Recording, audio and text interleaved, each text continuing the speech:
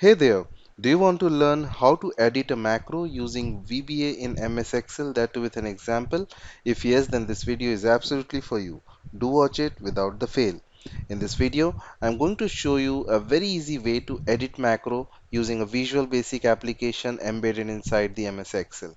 I'll take you through complete steps to edit the macros using the VBA from scratch, and all this has been done using a very simple data which will very easy to recreate and understand. You can easily get this exercise file downloaded in your system using the link provided in the description of this video. So go ahead, watch this complete video, practice this concept in the exercise file provided to you, and become the master of it.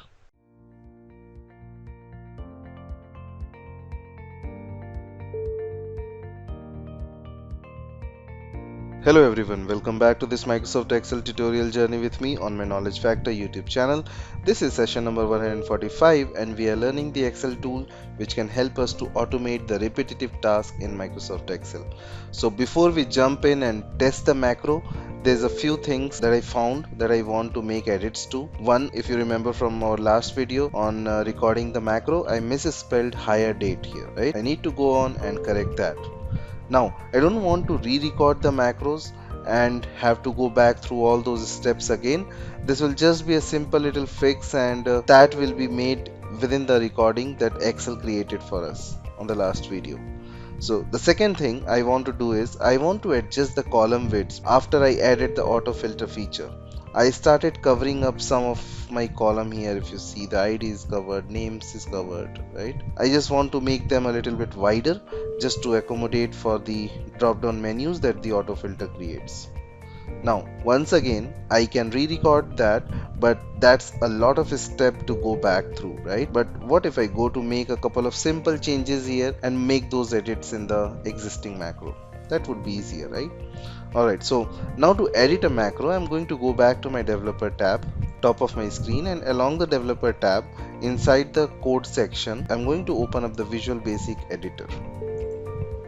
Give that a click. Now the Visual Basic editor is where all the code, and it's called Visual Basic or VBA, Visual Basic for applications. Alright, so all the code is written that Excel recorded, and we are going to jump into the code directly. And if you want me to come up with a whole another playlist just for the VBA, please feel free to let me know in the comment section of this video so that I can plan out and bring up a new playlist for you to learn the Visual Basic applications.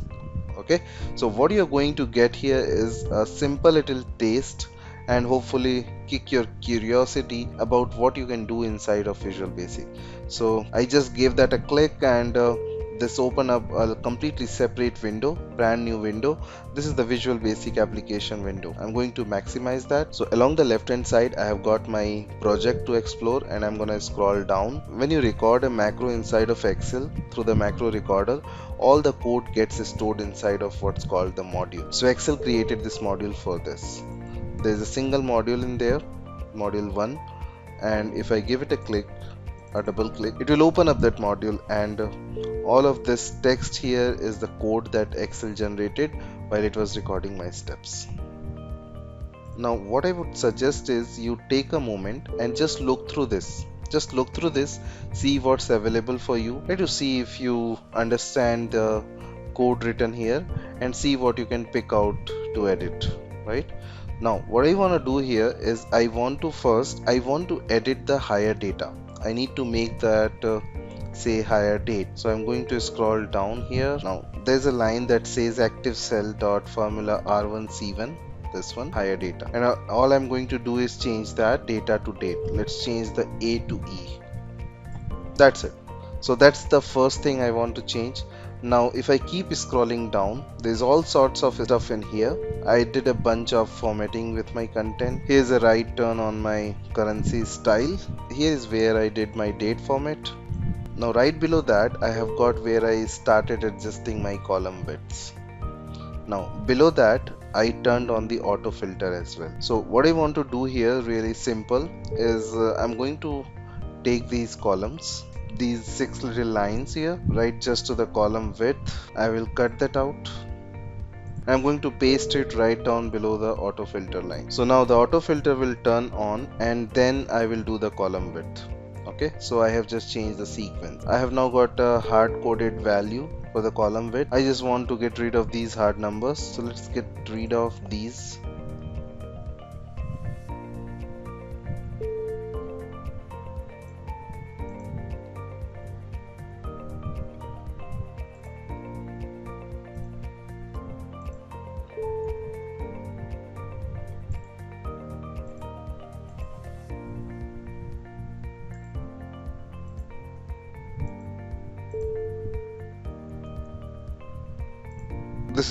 This is because I took that out and it has started erroring out on me. That's why I'm getting this little pop-up, but I'm going to fix that here in just a moment. So right now I'm gonna ignore these pop-ups for right now. I'm just hitting OK. Okay, so I don't want those hard numbers, but what I want to do is take column like B column, the C column, the G column, H column, I column, whatever column is mentioned here, right? I want to auto fit them. So I'm just going to replace that text that was there with a line that says auto fit.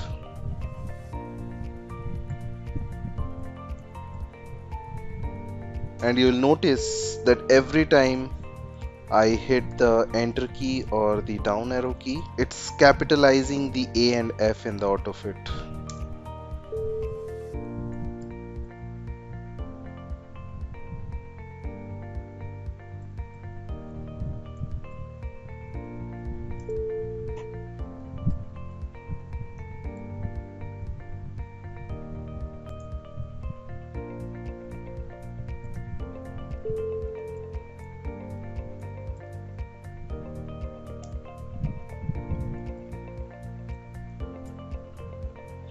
So now it's going to take column B in autofit, column C in autofit, D in autofit, E, H, I, everything will get autofit.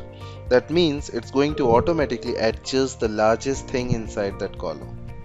Alright, so couple of simple little changes here, nothing big. I have changed my spelling correction and I reordered my column with the autofit feature to happen last after the auto filter have already been applied, and we can make other changes. Maybe I need to change my font size. I don't like something be in bold, right?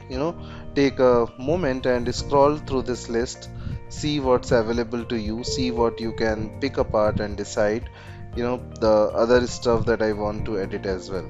But it's really simple to edit your macros. It just takes a little bit of knowledge about Visual Basic itself. So try this out. This is what I wanted to share with you, and just let me know if you don't have the enough knowledge on the Visual Basic and you would like to see the videos on the VBA as well. I can plan accordingly and bring up the video related to Visual Basic. Alright, so thank you so much for watching this tutorial, and as I always say, if you really like this video and enjoying this journey, then please do like, share and subscribe my channel, and also press the bell icon to get the latest content update on this channel. Alright, then we'll meet up in the next session. In case you have any questions, any concerns, then do let me know in the comment section of this video. So see you in the next session. Till then, stay safe, have a great life and take very good care of yourself.